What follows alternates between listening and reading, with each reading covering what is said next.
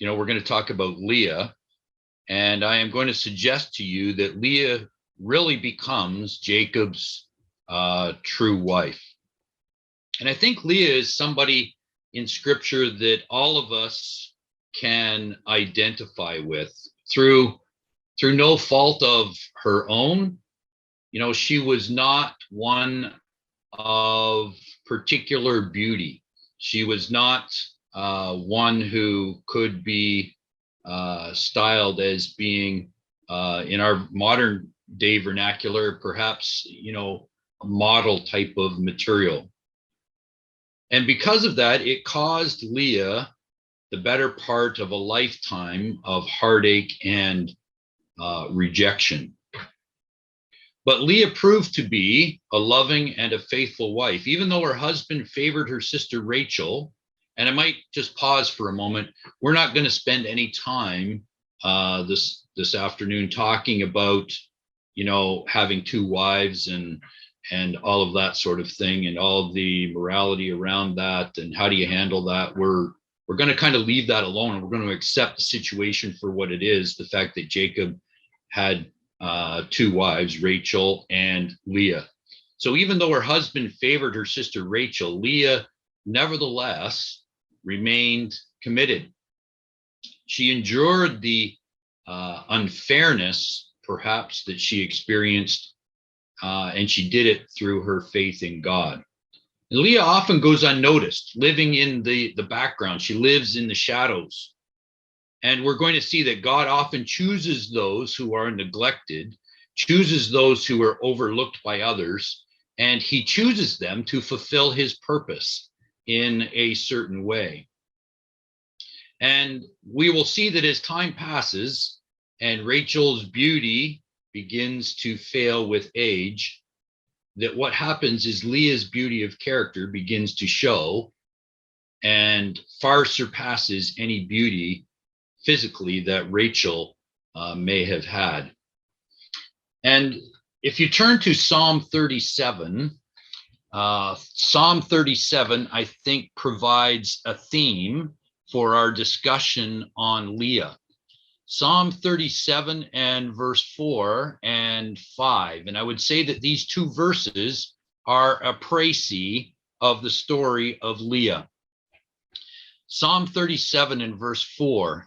Delight thyself also in the Lord, and he shall give thee the desire of thine heart. And verse 5 is kind of a parallel verse. Commit thy way unto the Lord, trust in him, and he shall bring it to pass. So I think the story of Leah is she did delight herself in the Lord. She did commit her way unto the Lord and trust in him.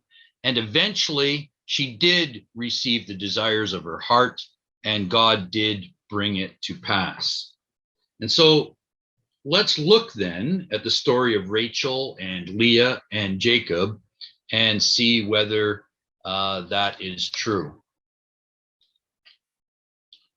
And there we go, slide number 2. So we begin in Genesis chapter 28. If you just go back to Genesis chapter 28, and here's Isaac's command to Jacob.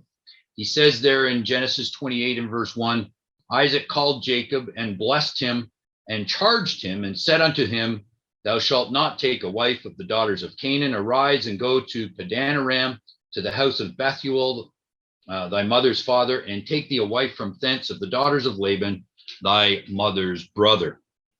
And so Isaac is very specific in his charge or his command to Jacob. Thou shalt not take a wife of the daughters of Canaan.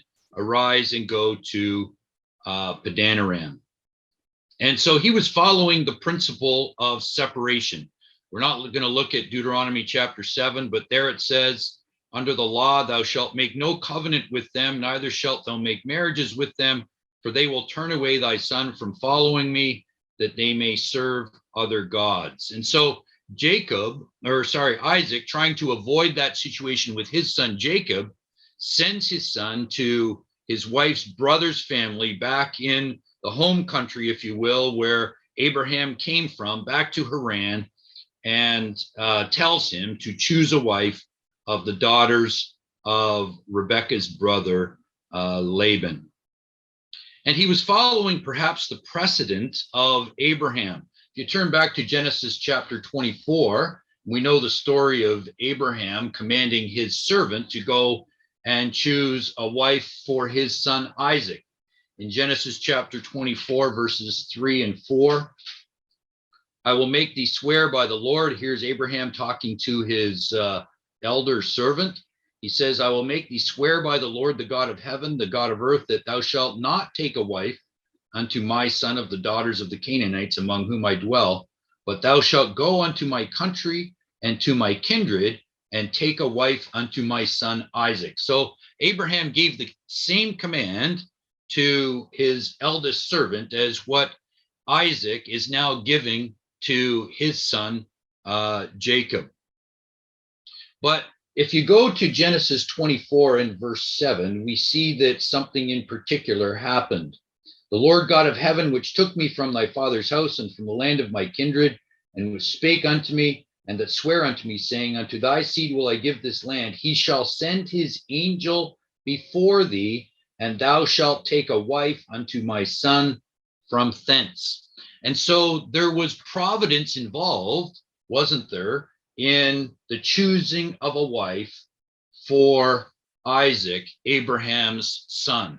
An angel would go before the elder servant and would show him by sign who it was to be that was to be the wife of Isaac. And so I would suggest to you that it worked well for Isaac and Rebekah. And so Isaac now follows that same pattern and now gives the command to Jacob to go to Padanaram, to go to Haran and choose a wife there of her wife's family, or of his wife's family, her brother Laban. And so there's some exhortation for ourselves, isn't there, in that? It's the principle of separation. And we won't turn it up, but the passage is on the screen. It's 2 Corinthians chapter 6, verses 14 to 17. It's a passage that we all know well. Be not unequally yoked together with unbelievers, right? That's that passage in 2 Corinthians chapter 6. But in verse 17, here's the principle. Whether it be marriage relationships, business relationships, whatever the case may be, friendships out in the world, come out from among them and be ye separate, it says in verse 17 of 2 Corinthians 6. And that's the principle. The word separate there in 2 Corinthians 17 means mark yourself off from others by boundaries. To limit yourself is to set yourself apart. And so there is a principle here that Isaac is trying to follow with the command that he gives to his son Jacob. He's trying to mark himself off, or teach Jacob to mark himself off from others by boundaries, to set himself apart from the nations around him, in particular the Canaanites, because he stands for something different. He stands for the truth. He is part of and will be very important in the people of God, God's people. And so Jacob leaves, right? And if we look at chapter 29, the chapter that we read, verse 1, it says, Jacob went on his journey and came into the land of the people of the east, and he looked, and behold, a well in the field. Well, that's where Isaac, or Abraham's servant, found found a bride for Isaac, right? Was by a well. And so Jacob comes to this well and he says, behold, a well. It must be the place. This is where I need to find my bride, is by this well. Behold, there was a well in the field, it says there in verse 2. And, there's other Bible characters in Exodus chapter 2 there. That's where Moses found his wife Zipporah, was by a well. And so it would seem that the place to meet your bride back in those days was by a well. I guess you could have gone to, I don't know what the equivalent in those days would have been to, a bar or whatever. I mean, you could have gone to an establishment like that to choose your wife. But in particular here, they find a wife by a well. And what's the difference? Why a well? And I would suggest to you that if you go to the well, The women that come to the well to feed their sheep will be women of industry. They will be women that are used to hard work. They will be industrious. They will be women that have qualities that could be used in the service of the truth. Those are the things that should be being looked for in a wife. And so you find those by a well, is what Jacob's assumption was, because that's where my mother came from. She came from a well. That's how, or that's where she was found when she was taken for the wife of my father. And so it had worked well for Isaac. Jacob says, this is going to work well for me. The women that come to the well, they're usually looking after a herd of cattle, or in this particular case, Rachel was looking after a herd of sheep. And if you look at, there's one passage there I'd like to look at. It's in Ruth. Go to Ruth chapter 4. Ruth chapter 4 comments on the industriousness of Leah and Rachel. You come to Ruth chapter 4, there is a prayer. I think Ruth has fallen out of my Bible. I can't find it here. There's a prayer that's given for Ruth. In Ruth chapter 4, reading there at verse 11. First of all, it says, "And all the people that were in the gate and the elders said, We are witnesses.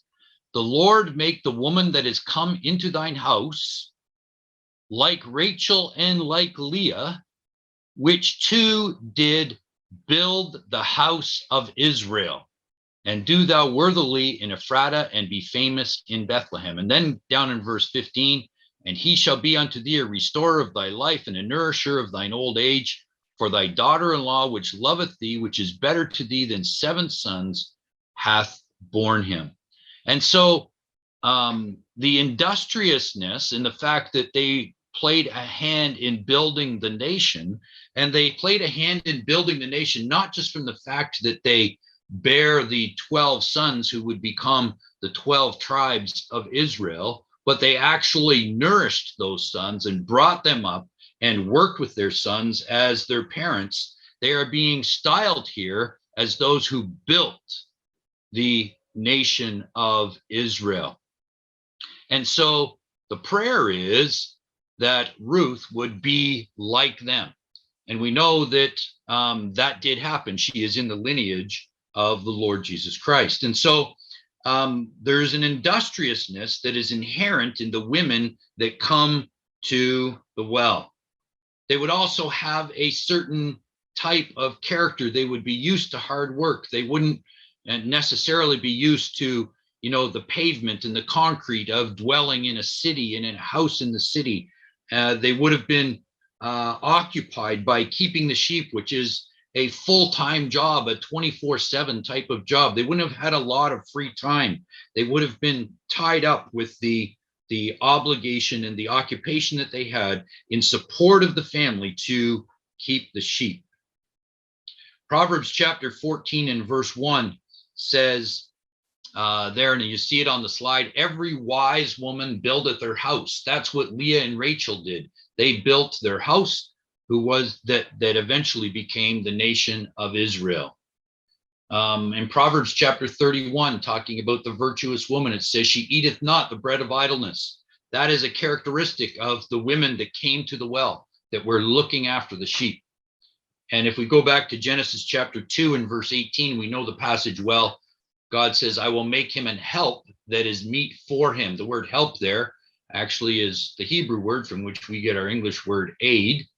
"I will make him an aid, one who may not only reciprocate his feelings," Barnes says, "but make an intelligent and appropriate part of his active pursuits," because of the industrious nature of the type of woman that would come to the well. And so there's a lot of exhortation, isn't there, especially for those of us who are single, as to where we go to search out a partner and what characteristics we're looking for in the partner that might be exemplified in the places in which we are looking.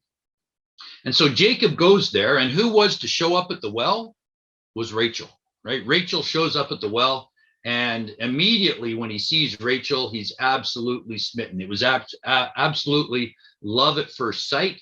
He meets Rachel in verse 9. While he yet spake with them, Rachel came with her father's sheep, for she kept them. And it came to pass when Jacob saw Rachel, the daughter of Laban, his mother's brother, and the sheep of Laban, his mother's brother, that Jacob went near. He rolled a stone from the well's mouth, watered the flock of Laban, and then he kissed Rachel. And it seems kind of impulsive there, doesn't it? We talk about kissing on the first date. Jacob kissed and he hadn't even dated her yet. He had just met her.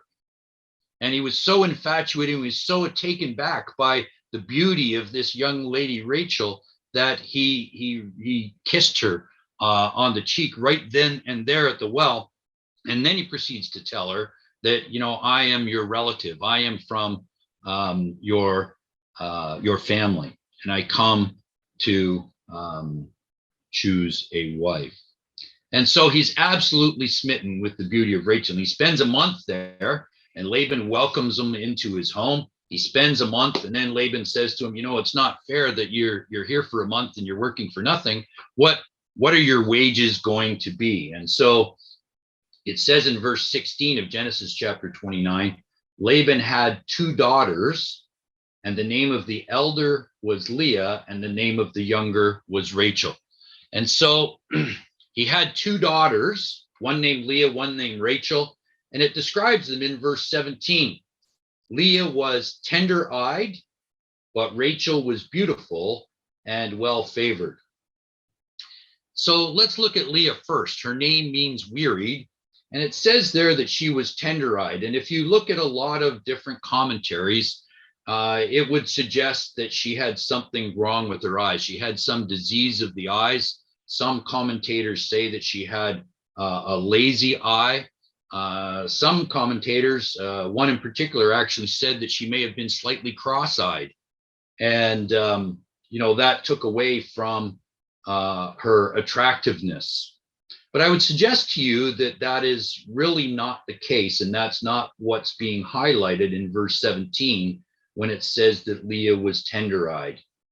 If you look at the Hebrew word that is translated as tender there in Genesis 29 and verse 17, and you see it on the slide there, and I've just taken a few of the passages. Proverbs 4, it's translated as tender and only beloved. Genesis 18, a calf tender and good, a tender branch in Ezekiel 17. Babylon, no more tender and delicate. It's translated faint-hearted in Deuteronomy 20. Proverbs 15, a soft answer turneth away wrath. It's translated there as soft. In 2 Kings 22, thine heart was tender.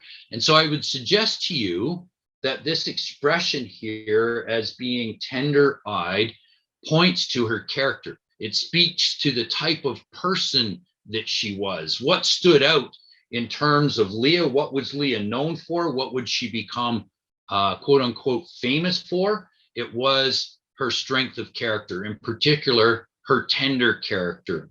She was sensitive. She was compassionate. She was caring. She was submissive.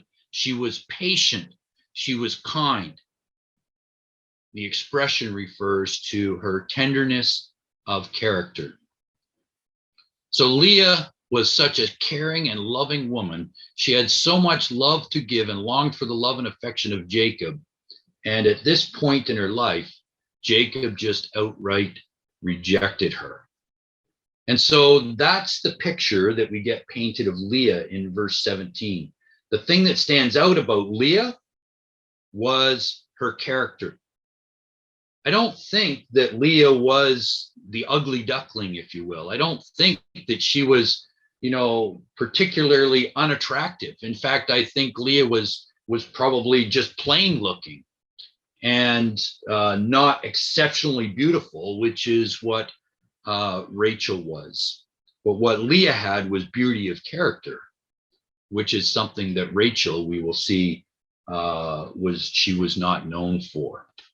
And so when we look at Rachel there and how she's described in verse 17, it says that Rachel was beautiful and she was well favored. The word beautiful comes from 2 Hebrew words. It means beautifully outlined. And the word favored also comes from two Hebrew words. It means beautiful to the eyes. And in Esther chapter 1 and verse 11, let's go there to Esther chapter 1. And keep your finger in Genesis 29, because we're going to keep coming back there. But in Esther chapter 1, verse 11, it talks about Vashti there. And remember, the king wanted to bring Vashti out and kind of show her off because of her beauty. It says there in Esther chapter 1 and verse 11, to bring Vashti the queen before the king with the crown royal, to show the people and the princes her beauty, for she was fair to look on. So that's the same expression there that's used to describe Rachel. She was fair to look on. And if you look at your margin, it actually refers you back to that passage in Genesis chapter 29. So she was beautifully outlined and she was fair to look on. Darby says beautiful of form and beautiful countenance. And the ESV says beautiful in form and appearance. And the same expression in the Hebrew, it applies not just to females, it applies to males. It applies to Joseph in Genesis chapter 39 and verse 6. So if we were going to describe Rachel in terms of our modern vernacular, we would say that Rachel, has the potential to be a model. She's very well proportioned. She's very well put together and could be a model and be on the cover of magazines, if you will. That's how Rachel is described there in verse 17, as opposed to Leah. And Rachel's beauty was something that Jacob was immediately smitten by. He was immediately attracted to. And so it says in verse 18, it says, and Jacob loved Rachel and said, I will serve thee 7 years for Rachel, thy younger daughter. There's perhaps some exhortation in Proverbs chapter 6 and verse 25, where it says there, lust not after her beauty in thine heart, neither let her take thee with her eyelids. And Jacob did exactly that. He was immediately smitten. There was no going back. And, I'm not sure that at this point in time, when you're first in love and you find the woman that you're attracted to, like Jacob was to Rachel, he's not necessarily thinking in his right mind. He is so obsessed with Rachel, the daughter of Laban, that he says, you know what, I'll work 7 years if you'll give me the hand of Rachel in marriage. And so he was totally smitten. But I'm going to suggest to you that Rachel did not end up being the wife that perhaps he was looking for and that he envisioned she might be. So in Proverbs chapter 31 and verse 30, there's perhaps some words of warning. And in Proverbs chapter 31 and verse 30, we won't look it up because on the slide, I'll just go back a slide here. I have it at the bottom of that slide. It says, favor is deceitful and beauty is vain. And I would suggest to you the first part of that passage refers to Rachel, but a woman that feareth the Lord, she shall be praised. And I would suggest to you that that is Leah. And although Jacob could not see Proverbs 31 at this point in time, eventually he learned that Proverbs 31 was true, because eventually beauty fades and character is what remains. And there's some words of warning for us in Proverbs 31, isn't there?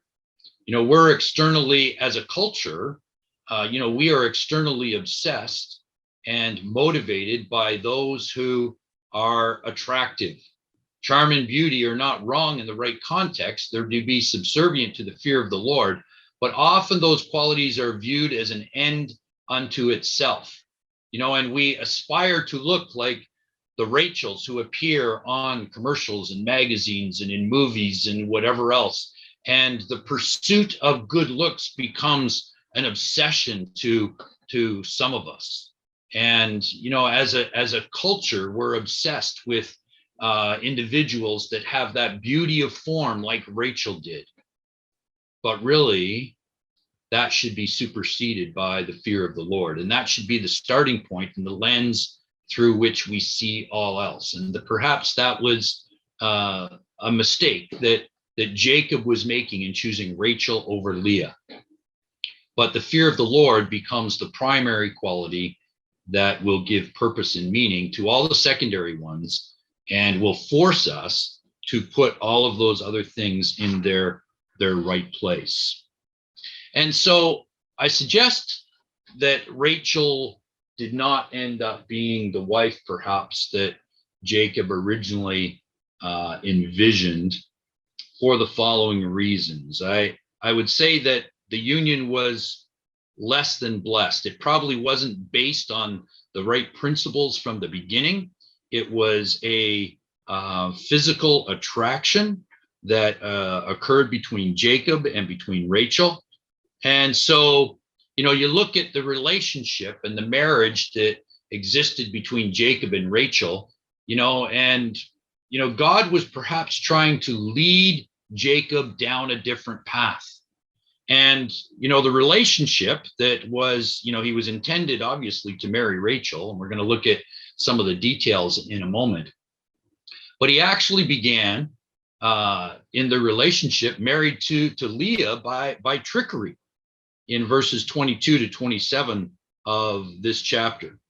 And, after they were married, a week later, when he actually married Rachel, we learn in this chapter in verse 31 that God had actually shut up Rachel's womb so that she could not bear children.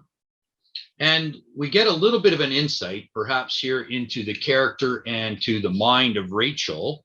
If you look at Rachel chapter 31, Genesis chapter 31 and verse 19, it says there, "And Laban went to shear his sheep, and Rachel had stolen the images that were her father's." So Jacob and his two wives had left Laban, and unbeknownst to Laban, and Laban finds out here in verse 19 that his images are stolen. He doesn't know that it's Rachel. He just knows that the images are stolen.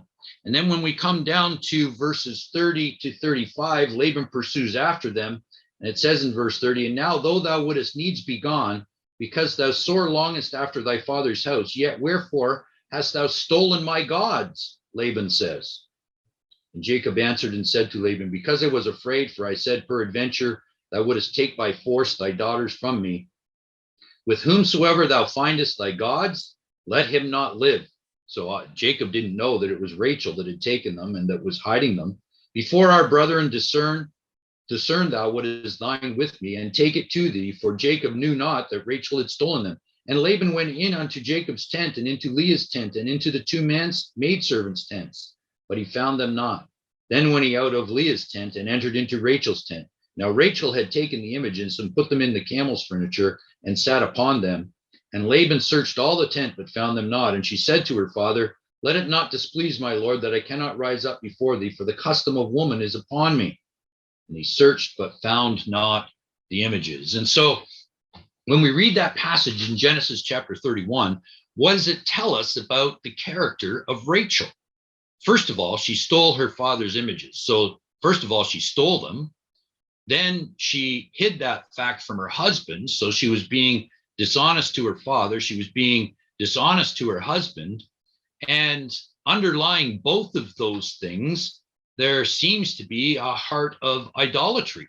The fact that she stole them, didn't want anybody to know about them, says that secretly she had a bent towards the idols which her father had in his household. And so she took them when they left Laban's household, she took them with them. Rachel, the younger, is the one that dies first. And if we go to Genesis chapter 35, and there's, I think, a key detail here in Genesis 35 that is in contrast to Leah that we'll look at a little bit later. In Genesis chapter 35, reading there at verse 16, we read about Rachel's death. So she dies while she's in labor with Benjamin. It says, "And they journeyed from Bethel, and there was but a little way to come to Ephrath.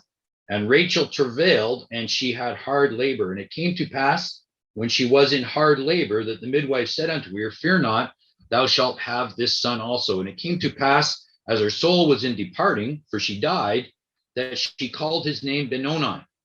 but his father called him Benjamin. And Rachel died and was buried in the way to Ephrath, which is Bethlehem. And Jacob set a pillar upon her grave. That is the pillar of Rachel's grave unto this day. And so I'm not trying to belittle here the burying of Rachel, but they were on their journey down into the land from Laban's house. And here in Genesis chapter 35, Rachel dies while they're in transit, and he buries Rachel on the side of the road. And then he builds this pillar up and leaves her there. And I'm not trying to belittle the fact, but it's a contrast as to how he buried Rachel. And we'll see a little later how he buried Leah. And so he buries Rachel, who died on the way down into the land, on the way to Ephrath, which is just outside of Benjamin. And Rachel was chosen to give birth to Joseph and Benjamin, but not to the seed. And so when we look at Jacob and Rachel, their union, even though Jacob did the service and served yet another 7 years, 14 years in total for his two wives, the union between Jacob and Rachel was strained, and the union between Jacob and Rachel was impeded somewhat by the hand of God, so that Jacob would see Leah. And so let's come back to Genesis chapter 29. If we come back to Genesis 29, we pick up the narrative in Genesis chapter 29 and verse 20. It says there, and Jacob served 7 years for Rachel, and they seemed unto him but a few days for the love that he had to her. So he served 7 years, and he served them as a shepherd. And we're not going to look up Hosea chapter 12, but turn over the page to Genesis chapter 31, because we don't want to underestimate the type of work that Jacob was doing. And it was hard labor that he was doing as a shepherd. Look at how it's described in verse 38 of Genesis 31. It says, "This 20 years have I been with thee. The ewes and the she-goats have not cast their young. The rams of the flock have I not eaten. That which was torn of beasts I brought not unto thee. I bear the loss of it. Of my hand didst thou require it, whether stolen by day or stolen by night. Thus I was. In the day the drought consumed me, and in the frost by night, and my sleep departed from mine eyelids. Thus I have been 20 years in thy house. I served thee 14 years for thy two daughters, and 6 years for thy cattle, and thou hast changed my wages 10 times. So this was not an easy time for Jacob, but he was able to get through it because of the love that he felt for Rachel. In Genesis chapter 29 and verse 20, it felt like just a few days, even though it was 7 years of very difficult labor in very difficult conditions. And so he comes to Laban, and he says to Laban in verse 21, I've completed my 7 years.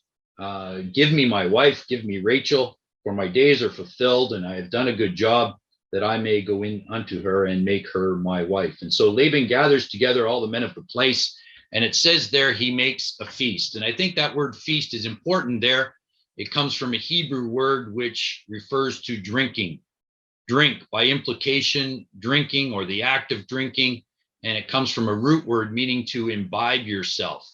It's the same word that's used in Judges chapter 14 and verse 10. That's what Samson did before he was to be married.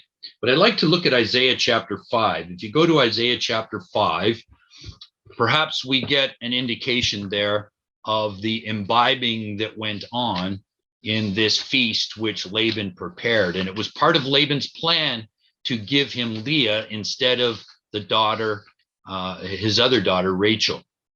Isaiah chapter 5, reading there at verses 11 and 12, it says, "Woe unto them that rise up early in the morning, that they may follow strong drink, that continue until night, till wine inflame them.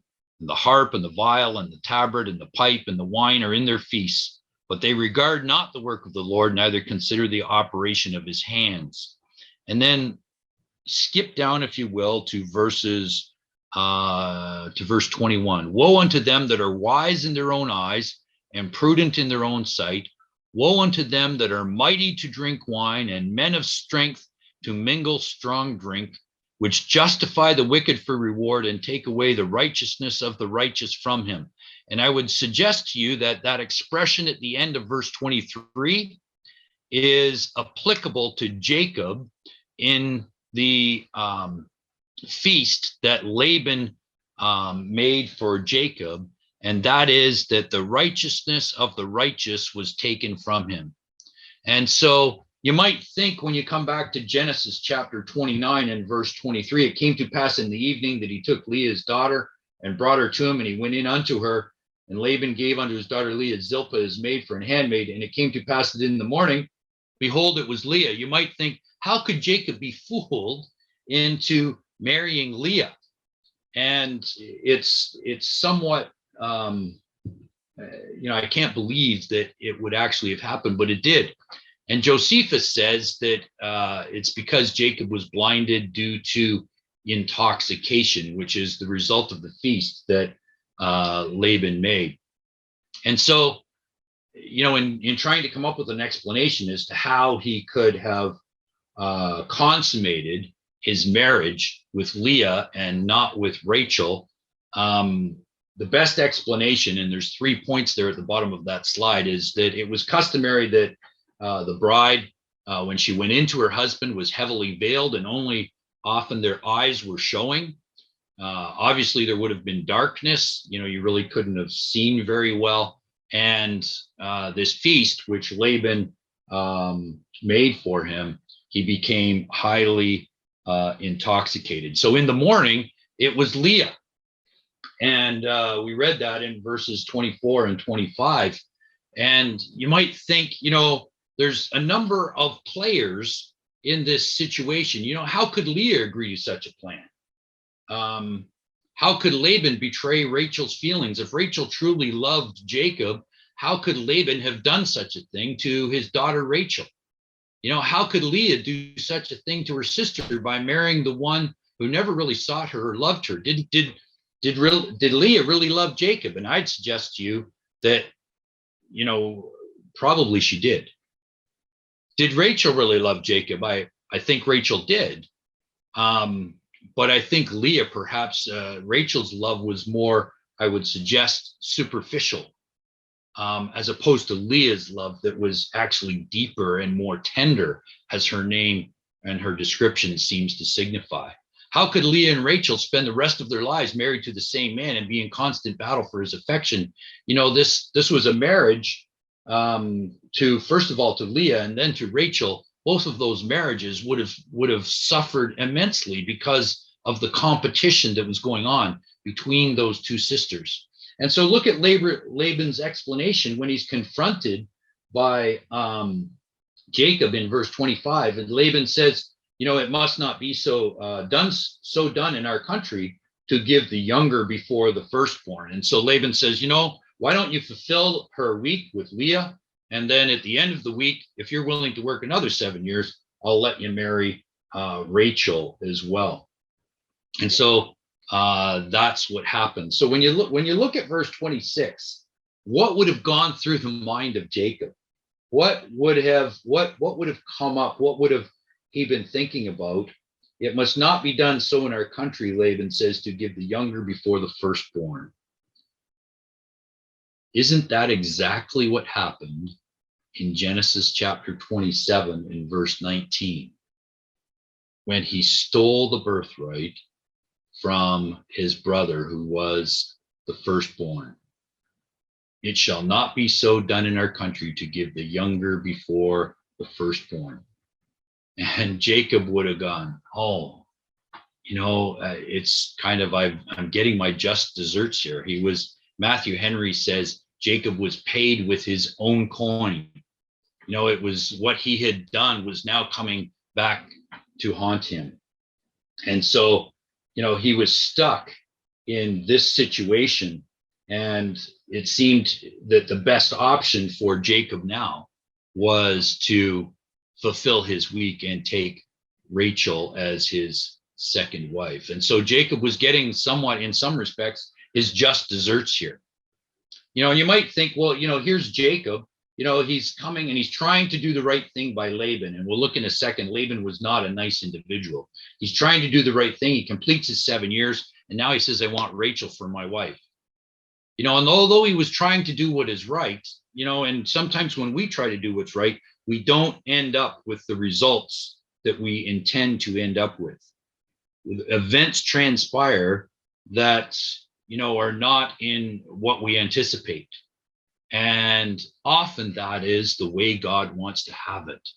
Often that's because God is working in our lives. In Jeremiah 29 and verse 7, it says that God will bring us to an expected end.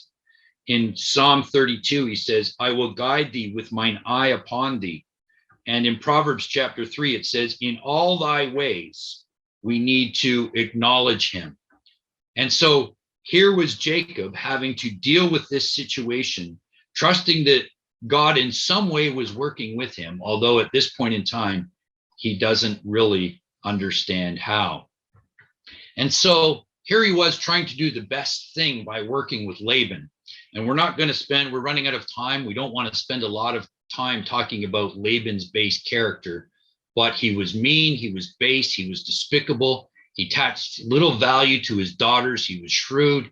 He was conniving. He admired the work ethic of Jacob and his service as a shepherd, and he saw that as value to his agricultural business, and he tried to the best of his ability to take full advantage of that, and unscrupulously so. He was a covetous man. He was a schemer. He was superstitious. He had those gods. He was frugal. He was fraudulent. And he was a two-faced individual. Proverbs 13 and verse 5 says, the righteous hate what is false, but the wicked, like Laban, make themselves a stench and bring shame on themselves. And that's the individual that Laban was. And we see that interwoven between how he dealt with Leah, how he dealt with Rachel, and how he dealt with Jacob. And so Leah now has to deal with rejection. Even though she's married to Jacob, she's rejected by the three people that were probably the most important to her in her life. She was rejected by her father. Laban passed off Leah to Jacob like a dishonest businessman, getting rid of damaged goods at full price. That's a quote from one of the commentators that I was reading, but it's a good description of what Laban did to Leah. Whether it was with Leah's consent or not, we don't know. She was rejected from her husband. In verse 30 of chapter 29, it says, he loved also Rachel more than Leah. And she was rejected by her sister. Her sister envied her in chapter 30 in verse 1. And so here was Leah kind of left all alone, rejected by the three people that were most important to her. And rejection is painful. When we're rejected, we don't challenge or assign blame to the rejecter, do we? We internalize it. We simply agree with his or her evaluation of us, and we carry that feeling with us. We carry the feeling of inferiority or of being damaged goods all our life. We develop low self-esteem. We develop little self-worth. And that happens when we evaluate ourselves by the opinion that others have of us. And Leah was suffering from that big time in her relationship with her father, with her husband, and with her sister. But the most important thing is in verse 31. And when the Lord saw that Leah was hated, he opened her womb, but Rachel was barren. So how did Leah deal with rejection? How did she manage her way through it to get to the other side, to make good decisions, to get to the place where she wanted to be? And it wasn't going to happen overnight. First of all, she knew that she wasn't loved. And we'll make up excuses to cover up for the ones who rejected. She probably made excuses for Jacob. We acknowledge their cruelty, or if we acknowledge their cruelty, it hurts too much. We try over and over again to be accepted. And when we do that, we face rejection over and over again. And the exhortation is we can't give those people who reject us permission to put a price tag on us. And Leah had to come to learn that. And she does, I think, here in Genesis chapter 29. She has to shift her focus from the people in her life to the God in her life. She shifts her focus to God's acceptance. And that is really what matters. And when she came to learn that, then she was able to move forward. We're not going to look up at Ephesians chapter 1, but in Ephesians chapter 1, it says there in verse 6, it says, he, that is God, has made us accepted. He has made us accepted in the beloved. And so here's all the things that we get. We are blessed, chosen, loved, predestined, adopted, redeemed, forgiven, bestowed grace, included in Christ, sealed by the Spirit word, and offered an inheritance. And that's something that we can't reject, and no man can take that from us. And Leah came to focus on that. And so she became thankful for God's mercies. And we're going to see that in a minute in how she named her sons. But let's first of all look at verse 31. It says, and when the Lord saw that Leah was hated. Now, I don't think the word hated necessarily, we use that in our English vernacular as a very strong word, to hate someone. And I don't think that that is what is intended here in verse 31. It means to hold in aversion. It's properly defined in conjunction with verse 30. So it says there, he went in also unto Rachel, and he loved Rachel more than Leah. So when we look at verse 30 and we read between the lines, it's not that he necessarily hated Leah. It would seem that he loved Leah to an extent, but he loved Rachel more. And that's, I think, what is indicated by the Hebrew word there in verse 31. Because he loved Rachel more, Leah was held in aversion. But I don't think that he absolutely hated her in the sense that we would use that term today. And so when we come to Psalm 127 and verse 3, it says there in verse 31 that God opened her womb. It says in Psalm 127 and verse 3, it says, the fruit of the womb is his reward. The fruit of the womb is his reward. We know that Sarah in Genesis chapter 11 and verse 30, it says there, Sarah was barren, she had no child. And Rebecca in Genesis 21, Genesis 25, it says, Isaac was entreated the Lord for his wife because she was barren. So it seems to be a common theme amongst the mothers of Israel, if you will, that they were barren. And why is that? I think it's because they had to learn that it was by the grace of God. The fruit of the womb is the reward that God gives. And it's not that we can earn it, it's given by grace. And so I think they had to learn that. And Leah did learn that. I'd like you to turn to 1 Corinthians chapter 12. If you turn to 1 Corinthians chapter 12, it's talking about how the body is all fit together in the ecclesia. And in 1 Corinthians chapter 12, there's an expression there that I think applies to this situation with Leah. If you read it, verse 24, it says, for our comely parts, the Leahs, right, have no need, but God hath tempered the body together, having given more abundant honor to that parts with which lacked. That's the Leahs, right? That's the Leah in the relationship between Jacob and Rachel. That there should be no schism in the body, but the members should have the same care one for another.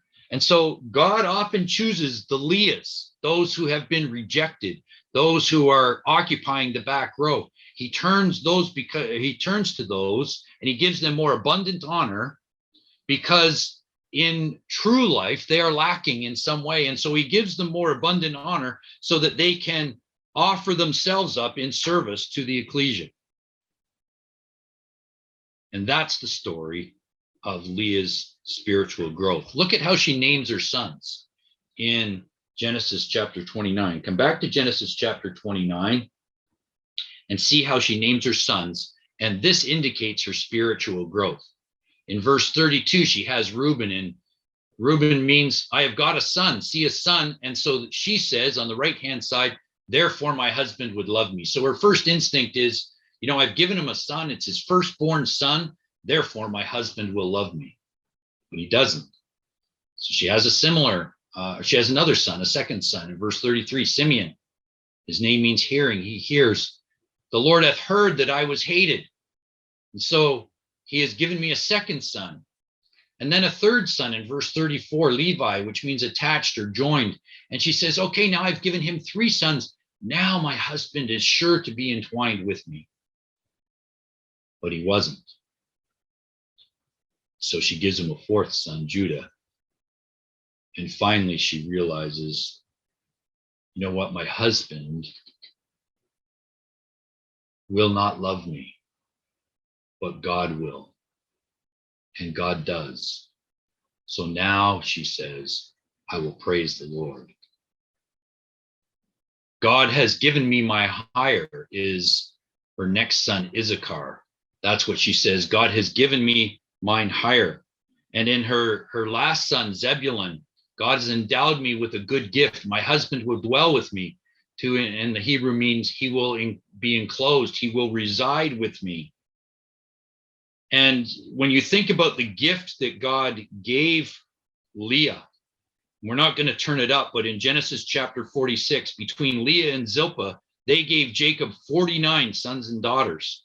And between Rachel and Bilhah, they only gave Jacob 21 sons and daughters, 49 versus 21. And so God certainly gave a gift to Leah in opening up her womb and developing the house of Israel. And so Leah began to progress spiritually and began to rely upon God as her redeemer. And so when we look at the lifeline of Jacob, and I would suggest to you that Leah shows loyalty through trial in Jacob's life. And Jacob doesn't come to see that until later on in life. If you look at the beginning of that timeline there, and we don't know these exact dates or years in Jacob's life. This is a suggested timeline, bringing us up to when Rachel dies at the age of 98, or thereabouts, give or take a few years. Rachel dies, and we talked about where Rachel was buried on the side of the road, and he puts up a memorial of stones to Rachel on the side of the road on the way to Bethlehem, just outside of Bethlehem. But when Rachel dies, there's another 50 years or so left in Jacob's life. We only know two definitive dates or years in Jacob's life. The one is this: at 130, that's when he journeys to Egypt, and at 147, when Jacob dies. And nothing more is said in this period of time about Leah, but presumably Leah, lived on beyond the time of Rachel. And it's in this period of time here that Leah becomes Jacob's true wife. And why do we say that? Why does Leah become Jacob's true wife?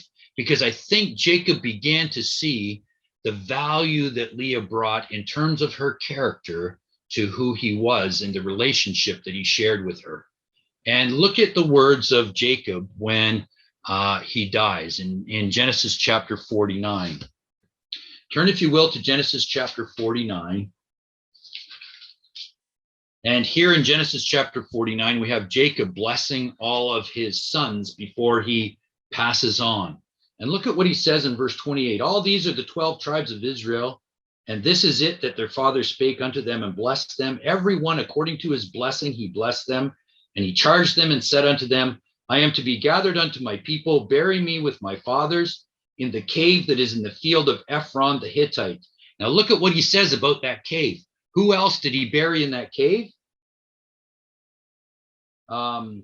Verse 30, in the cave that is in the field of Machpelah, which is before Mamre, in the land of Canaan, which Abraham bought with the field of Ephron the Hittite for a possession of a burying place. There they buried Abraham and Sarah. There they buried Isaac and Rebekah, his wife. And there I buried Leah. Why does he bury Leah there? Because he came to see that Leah was his true wife. And so in the day of resurrection, Abraham and Sarah, Isaac and Rebekah, and Jacob and Leah will all be standing there as they're resurrected, and they're standing outside that burying place, outside of the cave. And Jacob will be standing beside Leah. And when he blesses his sons, look at the order on the left-hand side of that slide. There you have the order of birth of the 12 sons of Jacob.